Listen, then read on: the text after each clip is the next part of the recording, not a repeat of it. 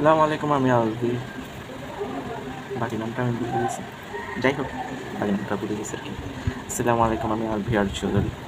দেহে আসছে ঘূর্ণিঝড় রেমাল। মালদা রেমাল রেমাল, কান ঠিক করো আর মাইন্ডও ঠিক করো। মাল বলছি নাকি রেমাল সেটা তোমরা জানো। দেহে আসছে ঘূর্ণিঝড় রেমাল, যার কোনো ঠিক ঠিকানা নাই, একদম আমার মতো।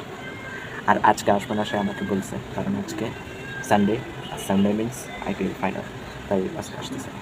যার কারণে বৃষ্টি হয়েও হচ্ছে না, যার কারণে ঘূর্ণিঝড় এসেও আসতেছে না, আর যার কারণে বৃষ্টি হওয়ার পরেও বাতাস হচ্ছে, কিন্তু বৃষ্টি হচ্ছে। আর বৃষ্টি হচ্ছে যেহেতু তাই বাতাস হচ্ছে। আর যেহেতু তোমরা আমার কথা বুঝতেছো না, তার মানে তোমরা পাগল না, ঠিকই আছে, কারণ আমি পাগল।